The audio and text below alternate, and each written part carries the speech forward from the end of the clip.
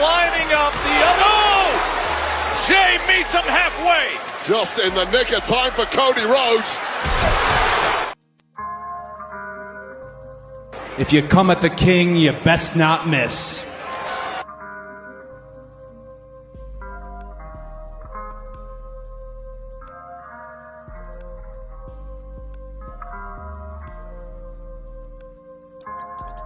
Ladies and gentlemen, the winner of this contest, and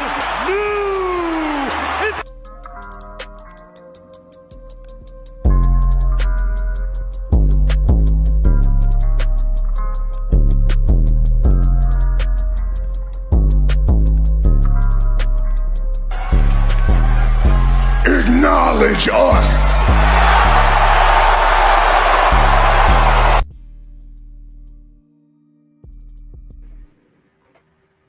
Hey, guys, we here at the Red Carpet Ring.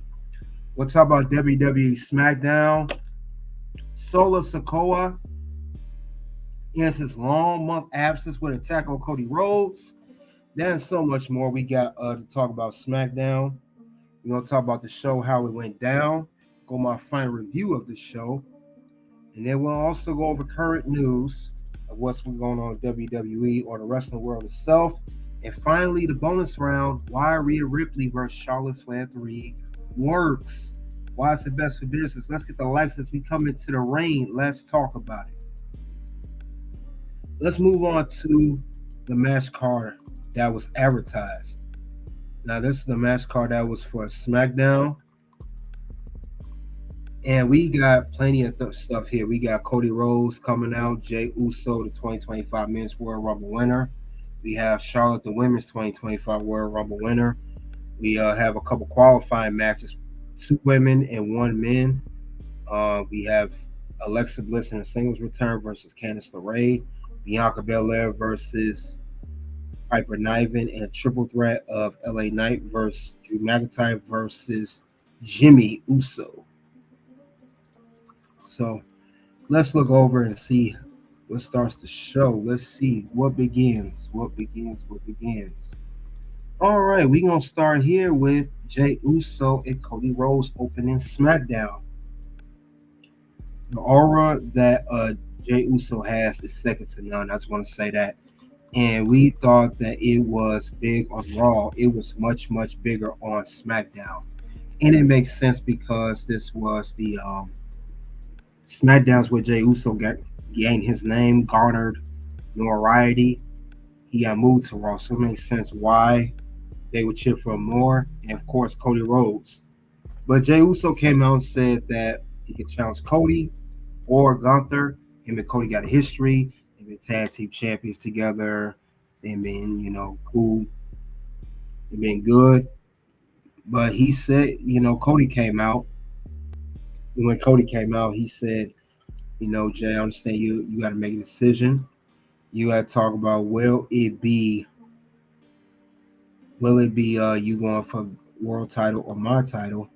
And Cody said basically it's so many words. In retrospect, we could have fun eating, drinking beer, drinking and stuff, but it's gonna come down to that title. Cody is not gonna lose, and he'll do whatever he can to keep that title, even if it's against Jey Uso.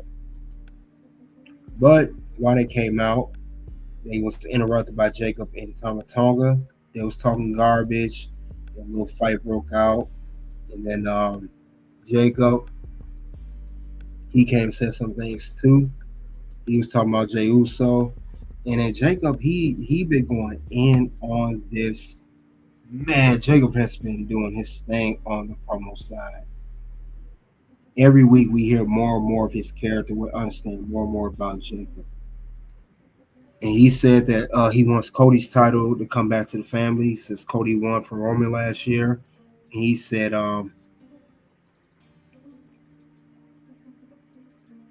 it's just wild.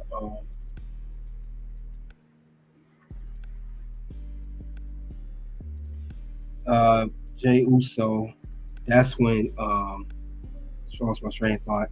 That's when Jacob came at him. He said if anybody was to come and win a title, it's not gonna be him. Then a little fight broke out. But Jay and Cody still got that chemistry working together, and they gave Jacob that work. Lining up the other. Jay meets him halfway. Just in the nick of time for Cody Rhodes. That was a good way to kick off SmackDown. That was a good way to do that. But anyway, this was good. This was very, very good. I like where this is going. I like what they've been. I like this. I like this a lot. This was very, very good to do, and it kicked off the show. It kicked off and brought the tempo in. Now we got a good segment here. Like I said, Jacob and Tom are going in, and we also had a good back and forth here. Well, let's move on to the first match of the night. We had Bianca Belair versus Piper Niven, which will be the first match on the card. Now, we know that this here is for the qualifying match for the Elimination Chamber. And I have to say, this was a match of power, who could overpower each other. And we saw Bianca get her power. We saw Piper get her power. Bianca tried multiple attempts to hit the KOD on Piper. And Chelsea Gray was going to get in there, try to even it, but it was good. Naomi was by her side. And Bianca was able to gain a victory over Piper Niven. And with that being said, Bianca Belair will qualify for the Women's Elimination Chamber match. The second one to qualify after Liv Morgan did on Monday Night Raw. But solid match, though. Solid match. Then we had another qualifying match. Now, this time it was a triple threat. You had Big Jim, as they call him now. He ain't Jimmy Uso, he Big Jim now. LA Knight versus Drew McIntyre. This was another great match. I love the chemistry. I liked how both Jimmy and, before the match started, Jimmy cut a promo on Drew, talking about how he's always whining. He needs to always blame everybody else, which is true. I like Drew, but Drew, you do be whining too much now. And they went and fought immediately. Drew had cut a promo talking about how he's good to be on SmackDown, his relationship with Nick Aldis, dating back to when he knew he was a teenager. So, other than that, this was good. LA Knight came out. He had cut a promo before the match started. Early on, LA Knight and Jimmy Uso both worked on Drew McIntyre. So Big Jim and LA Knight put that working on Drew. Then we saw LA Knight and Jimmy get into it. There were times where it was some near falls. Jimmy, he came close to getting Drew, came to close to get LA Knight. But Drew, while he was taken out, he pulled the ref out. LA Knight had a near fall. And he was also at a 2 count. But Drew, he hit that Claymore so good. He Claymore from the back of Jimmy's head, and he bumped the LA Knight. He was able to get the pinfall 1, 2, 3. And I like this a lot. This is very, very solid. And Drew was able to gain that victory. So that was good for Drew. Drew looks very good in his first match with being part of the new one of the newest people on SmackDown. So I thought that was impressive by Drew McIntyre. So that was good for Drew McIntyre to get that in. Let's go on to the next match on the card.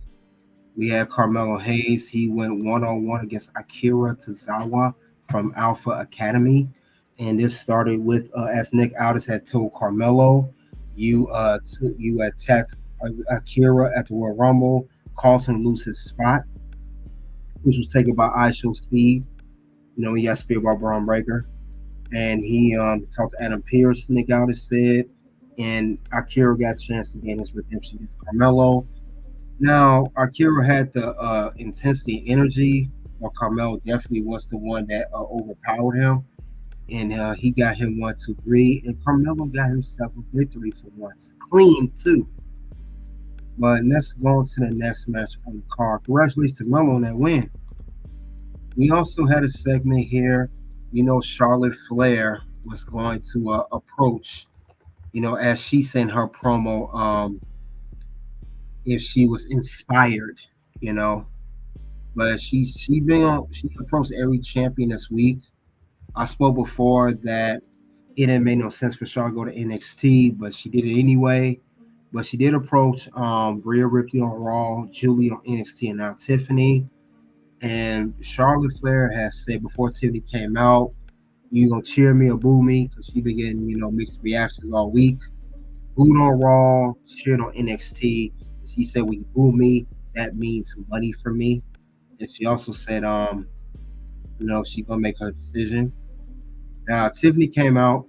She told Charlotte, you're great, but Tiffany, said that SmackDown survived without Charlotte Flair in her absence due to her injury that she sustained over a year ago. And Charlotte said to Tiffany, I call Rhea a kid and you're actually a baby. Pretty much, so what? And then Tiffany, I thought that was kind of weak with Charlotte's promo saying the same thing, but neither here nor there. Tiffany said that, challenge me, Charlotte, blah, blah. And then we had Nia Jax come out. Nia Jax had came out and stuff, and when she did come out, she feel like she should be champion again, and Seb's gonna be pretty much now get a rematch against Tiffany. Now, during that being said, Candice LeRae was out there as well with Nia, and that also set up a match later that night. This will be setting up the Alexa Bliss versus Candice LeRae. Now, this also will be a qualifying match. So we also saw that as well. And that will be Alexa Bliss, her first match back, which we'll get into shortly. But I just want to say, Charlotte, Tiffany looks good. I'll talk more about it. But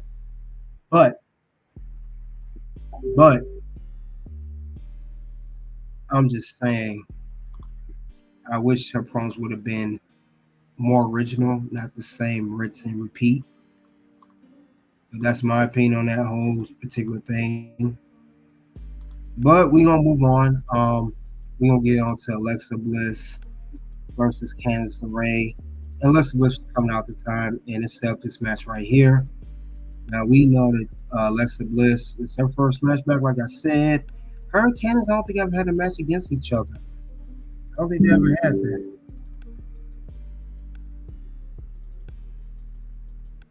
So, but other than that, though, I will say that Alexa did her thing. Candice did her thing too. She had some good offense there. And I will say that Alexa Bliss came out with that new finisher, the Sister Abigail, and she doesn't mix it with DDT.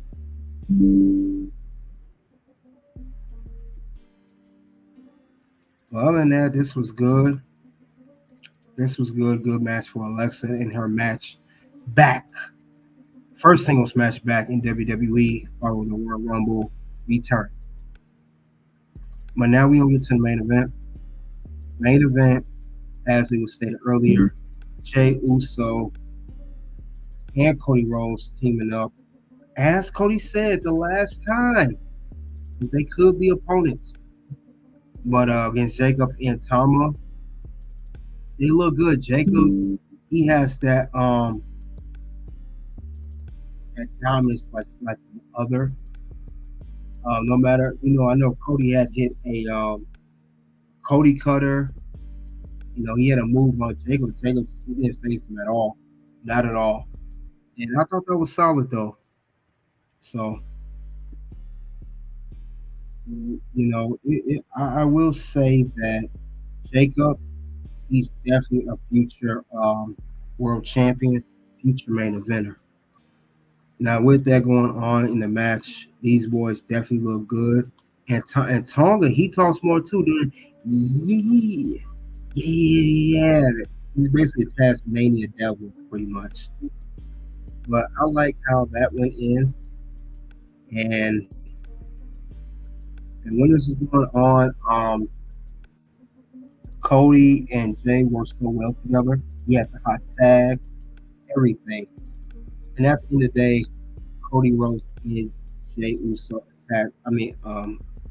defeated Jacob Tomato. Very good, solid match. I like this. Good, very good, very good, very good way to get that going. Other than that, though, this was pretty much the end.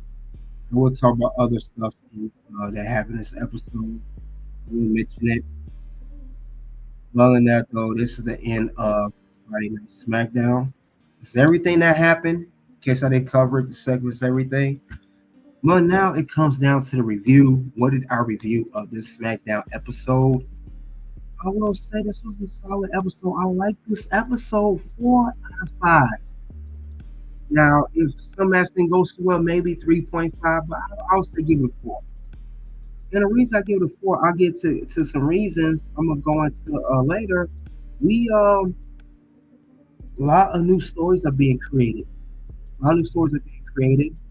And we're setting for Elimination Chamber. That's created. But this is a very, very good one. So I like this episode. This was good. I didn't think it would be solid because Raw was good as well. But I'm glad that SmackDown brought it. Some people some things I think didn't go so well, it actually did. And so I'm starting to understand why it went down the way it did, if that makes sense. But definitely a good solid show nonetheless. Very good one. I like what they're doing over here. And I think as we get more and more to SmackDown, as things progress, it's going to only improve. And that's as a whole, the whole show. But this was a good episode. I like how things are constructed. I like how things are constructed on this episode. Now, of course, guys, if you want to vote on the show, let's see what people are saying in the community.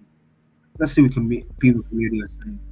We got 73% gave it A, 17% gave it a B, 5% gave it a C, 6% D or F.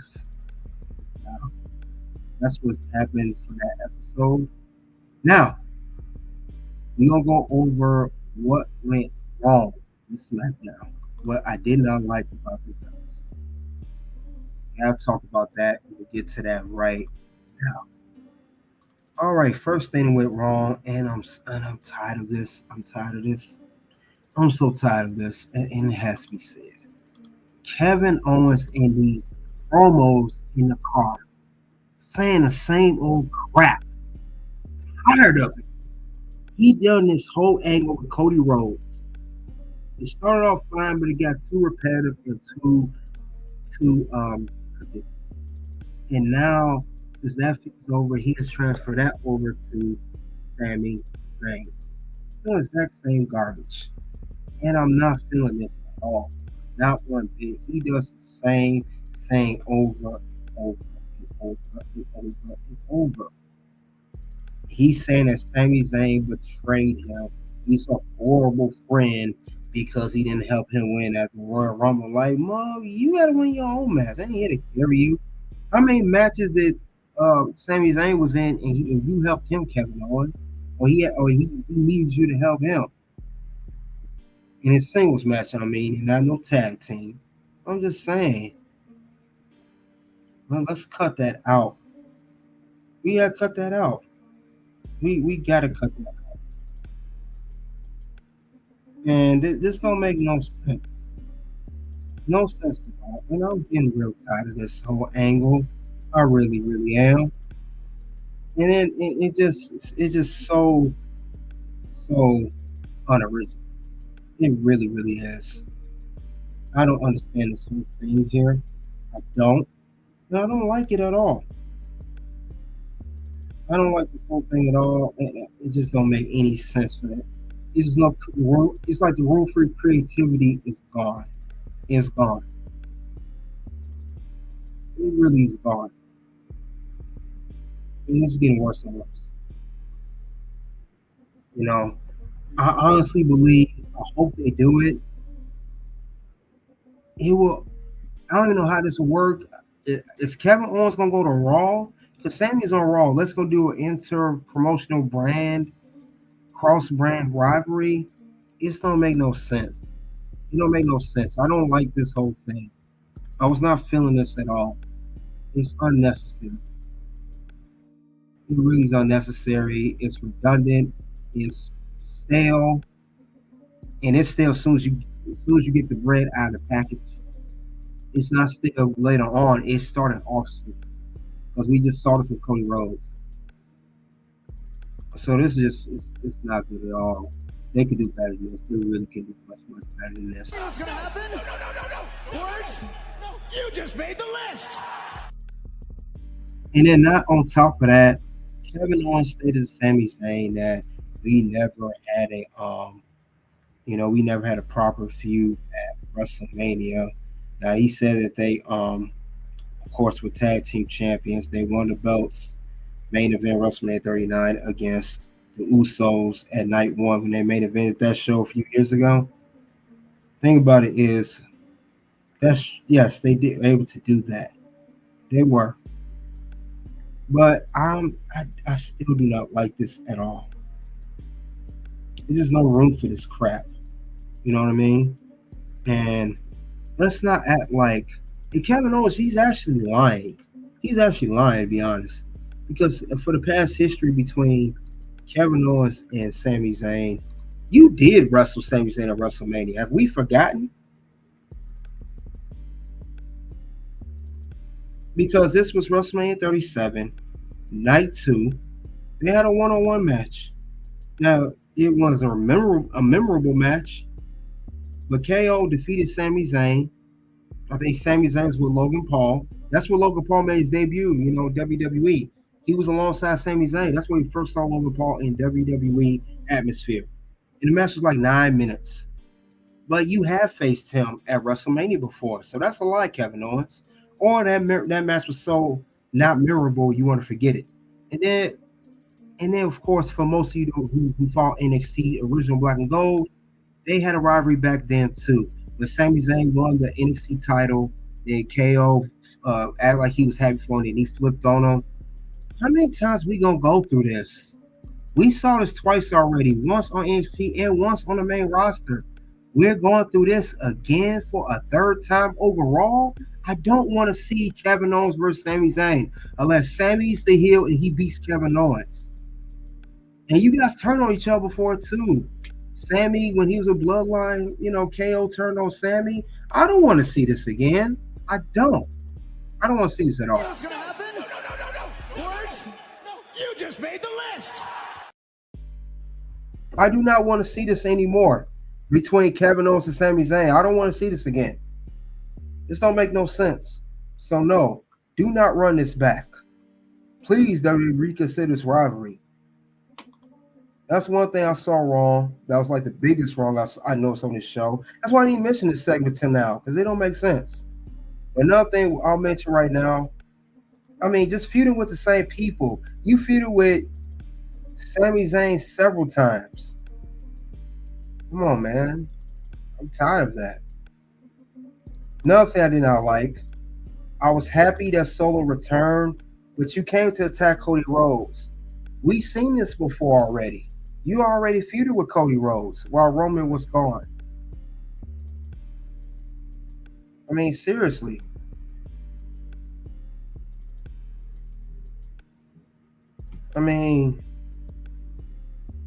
We've seen it. This is not cool at all.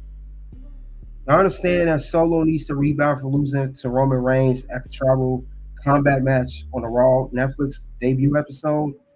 But you still got to acknowledge Roman. That's one. But Cody, leave that up to Roman. That's not for you. Unless he's going to team up with Roman. But either way, I do not like this at all. I just don't. What's going to happen? No. Words? No. You just made the list. Yeah, this is terrible. Seen this before already. All right, another thing I saw issue with on SmackDown for this episode. All right, so the Jade Cargill attacking store is going to be abandoned due to Jay still injured. So I didn't hear neither Naomi or Bianca mention this during the show. I didn't hear it talked about it all. So that's not good. I know the Royal Rumble came and passed, but they still have not, say anything to complete this storyline. Um, I'm just saying, since that's going on, and I know Jay Cargill, I heard she's in the PC. I heard she's working her way back to um, getting ready to come back to WWE with the injury and all. I get that too. But thing about it is, Naomi and Bianca still tag team champions. At this point, we gonna be uninterested in this whole storyline. So they didn't address this no more. Y'all abandoned it. You forgot WWE. Guess what? I forgot too. I don't really want to talk about this no more until Jay come back, and we lost interest in it. Probably past beyond lost interest. It's like don't even mention. Just do the Men in Black memory thing and make us forget that they was either tag team champions, Bianca and Jade. Yeah, she was attached. Just make us forget about it. I'd rather have that memory just gone from my head. That's how bad this gotten at this point. Something started off so good. It has so much momentum and so much speed to it. Now it lost its speed and no momentum. So let's just forget about it. Forget it ever happened. You know what's gonna happen? No. Words? No. You just made the list. Yeah, so that's another thing I like about this show. Like really. Well, we're gonna move on. We're gonna talk about what went right with SmackDown. There was some very good things that went well with the show, and I'm going to talk about it. And I gotta mention this. This has to be mentioned. One thing. This was not talked about enough, but Kaden Carter and Katana Chance before the segment with Carmelo and Akira Tozawa, it was a quick segment of Kaden and Katana being welcomed to SmackDown. They have moved from Raw to SmackDown. They are part of the SmackDown brand now. So I think that's a good thing because SmackDown don't have enough tag teams. We do have Bianca and Naomi. We have we could say Chelsea Green and Piper Niven. But since Indy Hartwell got released, and that was Candice LeRae's tag team partner, we need a new tag team on SmackDown for the women's division. This is the perfect team to fill that void. So this was a win. Definitely a win for the brand, a win for the women's division, and a win for Kaden and Katana as well. Very good move. I like this move right here. Yeet. So that's one thing I noticed on SmackDown that was good. Speaking of transfer windows and changes on the roster, overall as a whole, I have to say at this point, SmackDown has an evened out roster like it should be. If we looked in the past several weeks, we had Damian Priest and Miz on the same night come to SmackDown. Drew McIntyre and Kane Carter and Katana came to SmackDown to the same night. This is good. Now, we lost AJ Styles. They went to Raw. Austin Theory and Grayson Waller went to Raw. But these people here that are on the screen, they're going to be better for the brand. Drew can help out for being, and Damian. Drew and Damian could be good contenders for the WWE Championship. Miz could be good for the mid-card or a comedic act. And I already stated what Kaden Carter and Katana Chance are good for, what they'll be benefiting towards. But this is good. I think SmackDown is good because SmackDown had an issue where they didn't have enough people on the roster, maybe 2 or 3 people, which was really hurting Cody Rhodes' championship run. That's why people say his reign was boring because he didn't have enough contenders. And that's because how the roster was stacked out at the time. And now there has been even, it's a level playing field between Raw and SmackDown. And I think maybe some more will go to Raw. We're solid now. In the men's division, women's division, and the tag team divisions, men and women's both. And we still got Jay Cargill coming back as well. So this is a win for SmackDown brand as a whole, and of course the people that got transferred from Raw to SmackDown. But definitely a dub all day when it comes to that. Yeet. So I'm very impressed with that. They just got to book it right, that's all. But they have the right people on the roster now. Because it was just too much Raw. Everybody on Raw, now people on SmackDown. Another thing I liked on this episode of SmackDown, Alexa Bliss looked good in the first singles match since she returned. She's still moving good. I know she had a little bit of ring rust when she was going to the top rope, kind of, was taking her time. Her little balance was off. but she hasn't wrestled 2 years, but she still looked good against Candice LeRae. I thought Candice LeRae was a good warm-up match to kick things up for Alexa, because we gotta remember Alexa Bliss still a former 5-time women's champion, Money in the Bank winner. You know, she had a lot of rivalries in the past, and she more likely gonna be linked to the YS6, who also is on SmackDown now. But looking good, Alexa. Keep it up. Yeet. All right, guys. That's all for what I had regarding what went wrong and what went right. Now we got to move on and we got to talk about current news. And if you guys haven't heard, as of yesterday and today, there have been a lot of people released from WWE. Let's go down the list, shall we? We have here Authors of Pain, AOP for short, and Paul Ellering, Blair Davenport, the Good Brothers, or the OC, or the Club, Sonya Deville, Cedric Alexander, Giovanni Vinci, Isla Dawn. Now, Isla Dawn, Giovanni Vinci, that was this morning. That was today. That was just recent after. And I heard, and I got a feeling some more releases going to come. But we got to be honest, most of the talent wasn't being used at all. AOP with Paul Ellering, we just saw him standing there with Karrion Kross on Raw. AOP rarely had matches. Blair Davenport, you wasn't even on TV. She's one of the talent that wasn't even on TV. Good Brothers wasn't on TV. Sonya Deville, she seemed like she was unhappy at times. And it seemed like, and I noticed that. Sonya Deville she was barely having any matches. She was on TV, but barely doing anything for that PFC stable, Pure Fuse Collective. Now that's gone too. Cedric Alexander, who's on NXT, I called this out for him a long time ago. At some point, I knew he might get released. I like Cedric, but they was doing nothing with him. I know him going NXT. I say it all the time. Once a main roster star, especially a veteran, goes back down to NXT permanently, that's pretty much the end of their career. Ask Dana Brooke. Ask Baron Corbin. Cedric Alexander's a part of that group. Giovanni Vinci, not even on TV. He came back after being kicked out of Imperium. He did have 2 matches where he lost in real fast. That was it. And Isla Dawn, now that was the shocker for me. That's the one that done it for me. I knew people was gonna get released. A lot of these names, I'm not even gonna front like I didn't know that some of these people get released. I'm not even gonna act like they wasn't. But I knew most of these people would be gone at a nick of time. I knew that would happen. Majority of these people, I'm not surprised. Yeah, I'm not surprised at all. It's not a shocker. But the one shocker that did get me more than anything else, of all these people being released in a matter of within 24 hours, definitely was Isla Dawn. Now, she went on there and announced on Instagram, she's here for a good time now, a long time. See you in 90, meaning 90-day clause. She was a shocker. Biggest shocker. I did not think this was going to happen. I didn't at all. This sucked right here.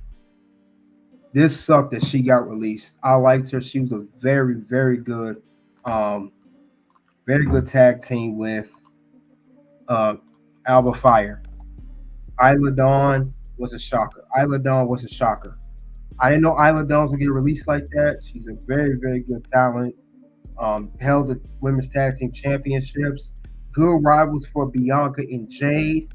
Very good rivals for other tag teams. I believe that tag team definitely helped beef up the women's tag team division. It sucked that she's gone. Now, Alba Fire, I think she's still there.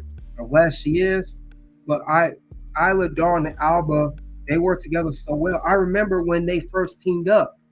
Isla Dawn came from NXT UK. After Alba Fire came from NXT UK, they had a rivalry at first, and I think Isla Dawn defeated Alba Fire. Isla Dawn defeated her, and then they decided to become a tag team. They tag team all the way up until Isla Dawn had her release. But this right here sucked real bad. I was not feeling this at all. This was terrible. And it was not good. This was definitely not good at all. I did not know she would, of all people, would get released. Now, I know she hasn't been on TV that much lately, but we see her every now and again, her and Alba Fire. But they could have found a spot for them. But that's how it is. We got too much talent on the roster. And one thing I will say again, I said this before, I'll say it again. This is a clear case of the results of WWE draft is a scam. I have said that before. The draft is no good. No good at all. Every time someone gets drafted, you better keep an eye on that. You got to keep an eye on that. It happens all of the time. All the time this happens. It's not surprising, nothing new of any kind. But we see this happen all the time, though. That's why I don't like the draft, because it is a setup for that. It's a setup for that period.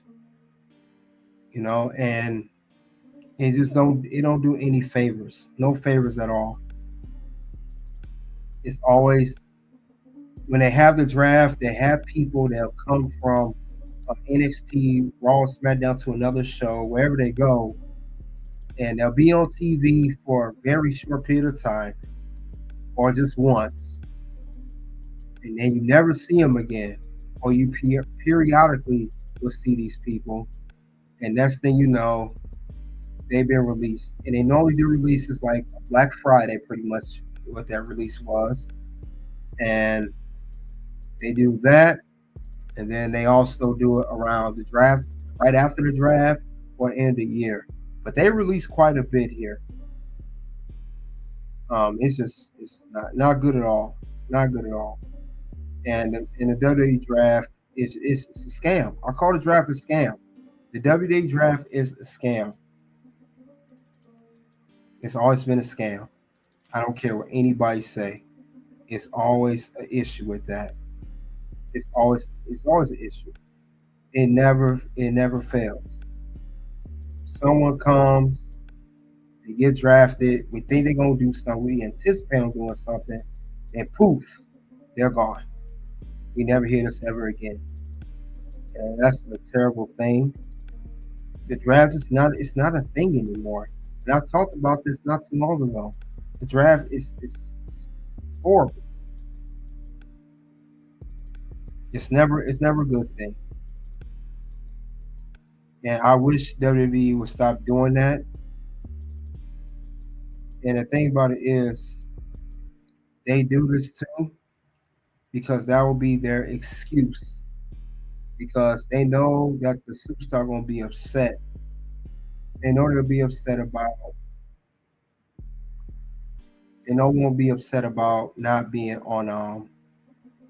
They'll be upset about not.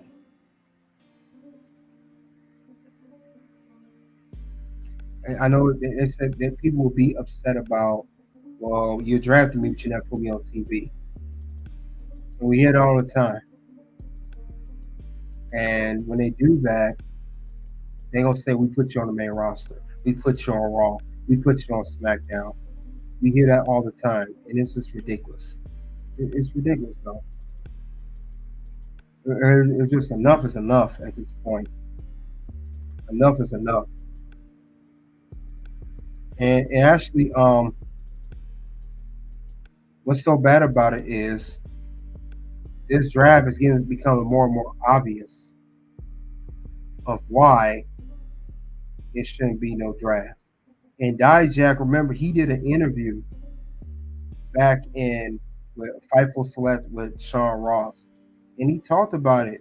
He talked about it before. I think I played on here before, but I'll mention it again. He mentioned how the draft pretty much in so many words is a setup. When you're drafted, and he said it, if it's the final round of a draft, like the sixth round, it's very, very late. Like the drafts that are not televised, you're pretty much known that at some point in time you will be released. and he said that, or don't renew your contract, whatever the case may be. Still not with the company no more. And pretty much when it comes down to that, that's what happens. So, good luck to these people that got released. Good luck in their future endeavor. In 90 days, we'll see some of these people on independent scene, or TNA, or even AEW.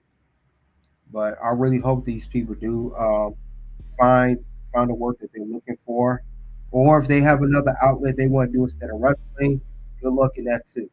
Some of this sucks, and we knew this was coming too because WWE has too many superstars as a whole. They have too many people in the company, and unfortunately, they had to release some people to make space. Or as they say in sports, as WWE like to follow sports so much, cap space. They are beyond the salary cap. That's what this pretty much is. Since WWE want to copy off NFL, NBA, this is due to the salary cap being too high, and that's what they're doing. But I wish this would be. Good luck to those people. But with that being said, let's move on to the bonus round, and we're gonna talk about it, guys. We're gonna talk about Charlotte Flair and Rhea Ripley, and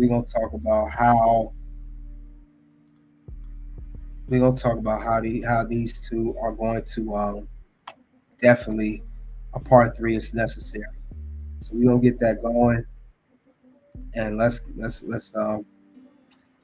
see what's gonna happen next. Let's get a couple minutes. Give me a couple minutes, and I'll get this ready.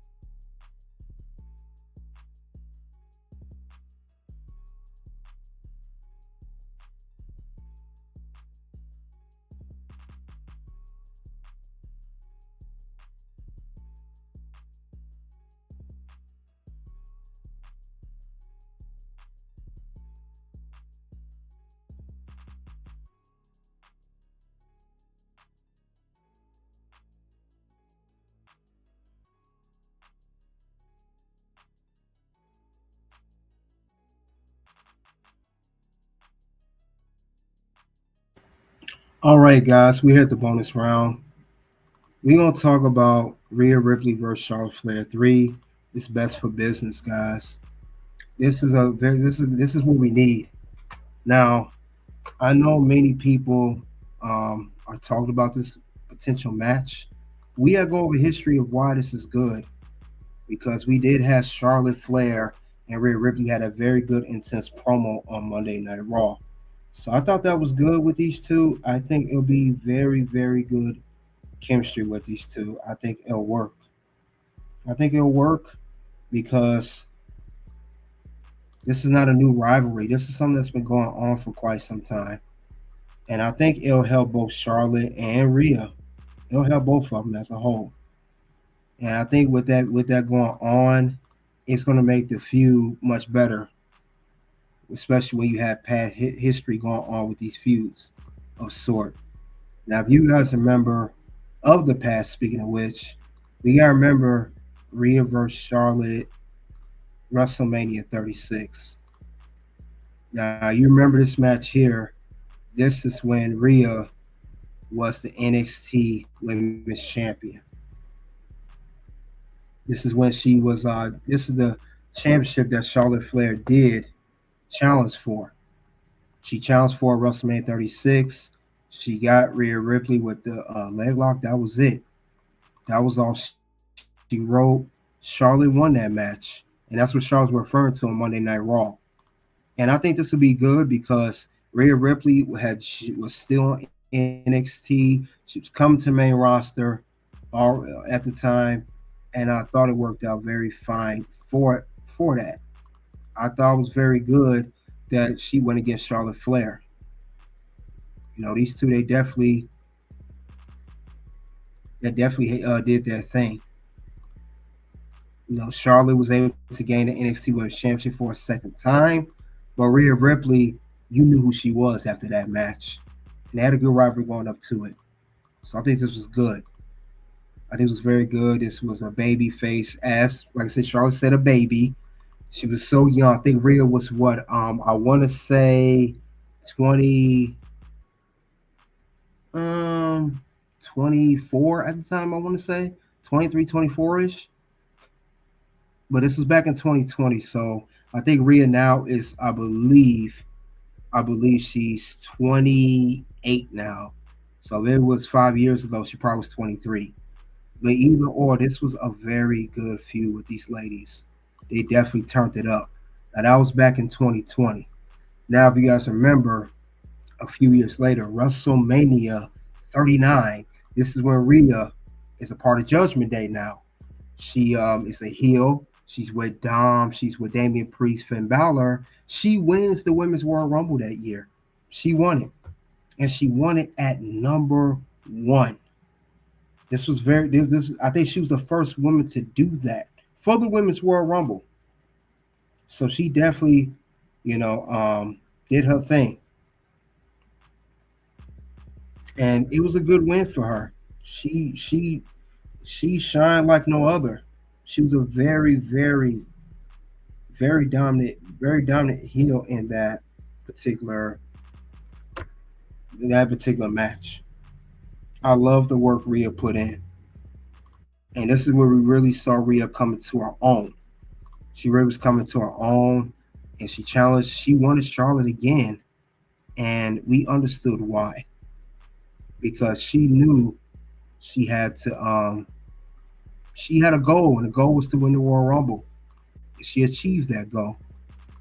And she like I said, she was a great. She's actually the last dominant heel to win the Women's Royal Rumble at number 1. Charlotte, yes, but she wasn't number 1. That's what made Rhea Ripley's Royal Rumble win so special, because she shut it down in 2023. She won that. Next thing you know, she won the Vince the loss from WrestleMania 36. When she lost like here, she won Charlotte for her title, then SmackDown Women's Championship at WrestleMania 39.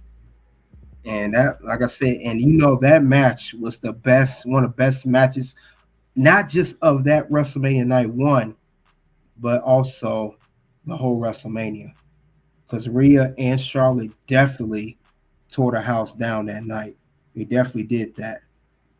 So it, like I said, this was a very good story, and I love that, because Rhea was not taking no L's in this match. She knew she was going to win. She was destined to win, and that's exactly what she did when she defeated Charlotte Flair.